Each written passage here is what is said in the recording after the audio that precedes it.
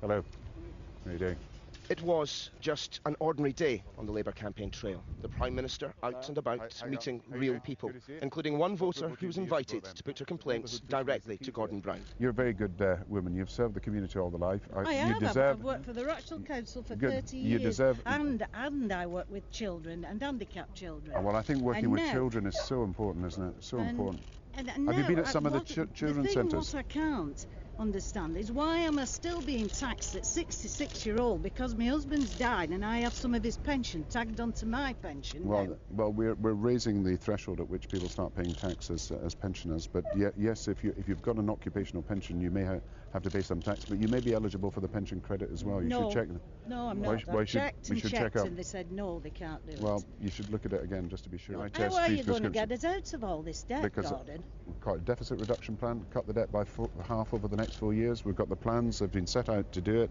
Look, I was a person who came in... Three main things, what I was drummed in when I was a child with mine was education, health service, and looking after people who are vulnerable. And that's what my life...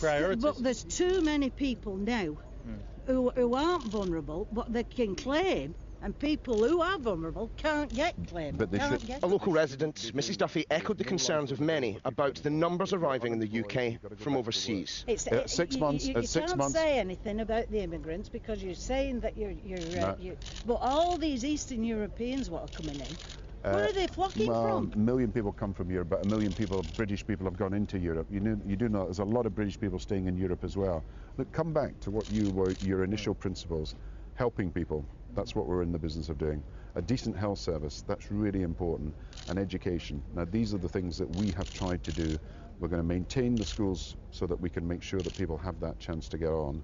We're going to maintain the health service so that you... And what's he going to do about students who are coming in now? All this that you've had to pay, you scrap that, Gordon. Which one? To help students go on to university. Or tuition fees? Yes. Yeah, but we've got 40... I'm thinking about my grandchildren. I know, but... What will they have to pay to get into university? You've got 40% of young people now going to university, haven't you? More than ever. More than ever. So you've got to have some balance. If you get a degree and you earn twice as much after you get the degree, then you've got to pay something back as a contribution. But there are grants for your grandchildren. There are grants, more grants than ever before. You know, more young people are going to university than ever before. And for the first year, the majority of people going to university are women. So there's big opportunities for women. And so education, health, and helping people. That's what I'm about. That's what I'm about. Well, you've had the chance. And I hope you keep it up. It's been very good to meet you. Yes, it's been very good to meet you. Yeah. And you're wearing the right colour today. It looked as if the two had parted on good terms, but Mr Brown was still wearing the microphone that Labour had requested Sky News attached to his lapel. That was a disaster. Well, just... Okay. Should never have put me with that woman. Whose idea was that? I don't know, I didn't see. It's Sue, I think. They're just ridiculous. I'm not sure they'll go with that one. They will go with it. What did she say?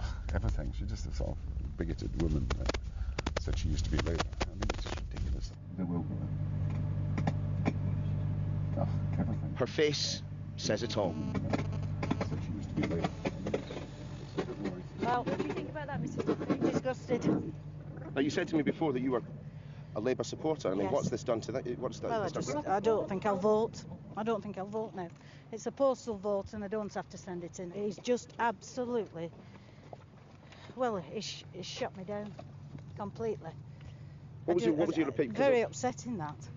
Because I spoke to you immediately after the exchange, and you seemed happy with the answers that he'd given you. What did I say to be bigoted there?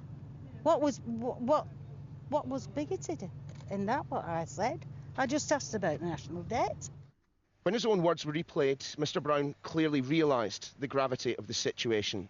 Of course she's allowed to express her view, and I was saying that. The problem was that I was dealing with a question that she raised about immigration, and I wasn't given a chance to answer it because we had a whole melee of press around her. But of course I apologise if I've said anything that has been offensive, and I would never put myself in a position where I would want to say anything like that about a woman I met. It was a question about immigration that really I think was annoying.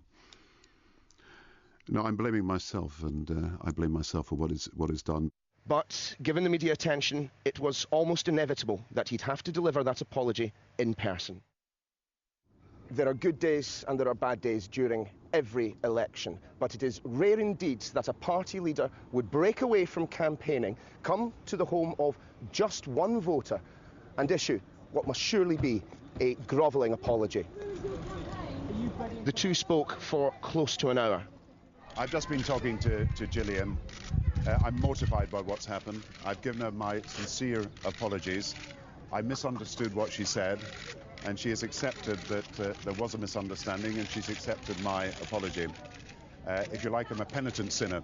Sometimes you say things that you don't mean to say, sometimes you say things by mistake, and sometimes when you say things, you want to correct it very quickly. So I wanted to come here and say to Gillian, I was sorry, to say that I'd made a mistake, but to also say I understood the concerns that she was bringing to me, and I had simply misunderstood some of the words that she used. Mrs. Duffy understandably decided not to talk. This was, after all, the end of a very long day. This had been an attempt to counter the criticism that the Prime Minister only speaks to his supporters, which has backfired spectacularly. One lifelong Labour supporter says Mr Brown has lost her vote. How many more will follow suit?